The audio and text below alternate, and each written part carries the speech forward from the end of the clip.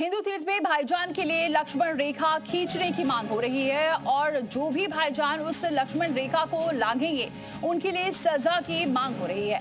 वो कौन है जो हिंदू के धार्मिक स्थलों में भाईजान की एंट्री रोकने और नियम तोड़ने वालों के लिए 10 साल की सजा की मांग कर रहा है? रिपोर्ट देखिए।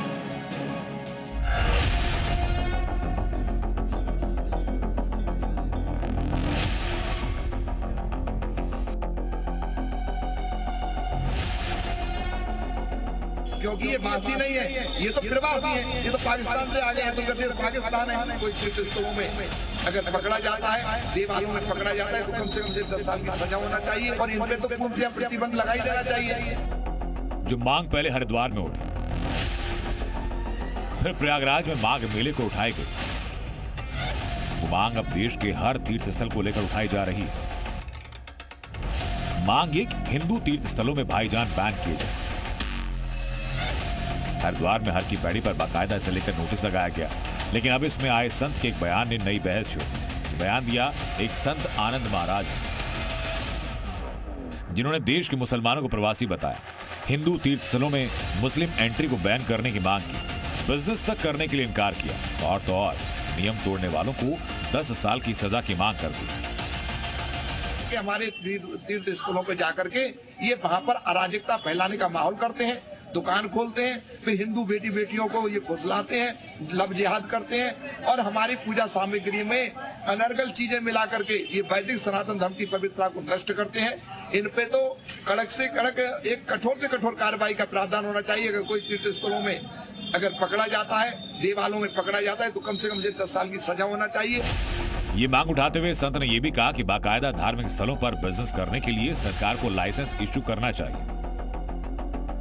जैसे शस्त्र इत्यादि के लाइसेंस इशू करते हैं, ऐसी सरकार इनको किसी धार्मिक नगरी में व्यवसाय करने के लिए, क्योंकि ये बासी नहीं है, ये तो प्रवासी है, ये तो पाकिस्तान से आ गए हैं, तो उनका देश पाकिस्तान है, इसलिए इन प्रवासियों के लिए लाइसेंस इशू करना चाहिए, लाइसेंस लेना चाहिए सरकार से।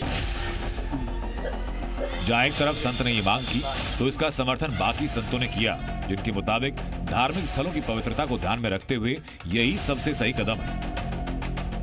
जो हमारे सनातन धर्म परंपरा पे कुठाराघात करें या उस पर उनका कोई विचार न हो, कोई उस पर उनकी श्रद्धा न हो, विश्वास न हो, प्रेम न हो, ऐसे लोगों को हमारे तीर्थ में आने जाने से सदैव जो है उनको पर रोक लगना चाहिए और उनको इधर देखना भी नहीं चाहिए, आना भी नहीं चाहिए।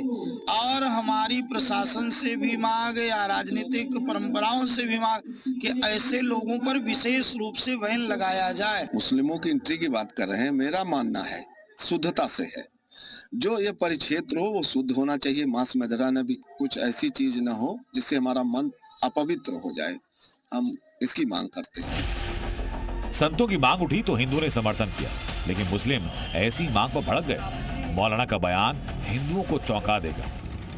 जो आस्था है वो कहीं ना कहीं उसको ठेस पहुंचती है, तो इसलिए अगर इसकी मांग उठाई जा रही है तो बिल्कुल जायज है। 100% सहमत है। इन पर जो भी प्रतिबंध लगने चाहिए, कठोर से कठोर, वो इन पर प्रतिबंध लगने चाहिए। ऐसा बयान संत का हो नहीं सकता, संत ऐसा बयान नहीं देता।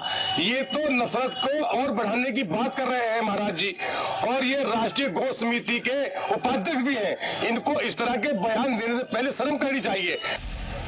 सिर्फ मुस्लिम धर्मगुरु नहीं, बल्कि मुसलमानों के रहनुमा बनने का दावा करने वाले सियासतदान भी हिंदू धर्म स्थलों से मुसलमानों को दूर रखने वाली बात पर भड़के हैं।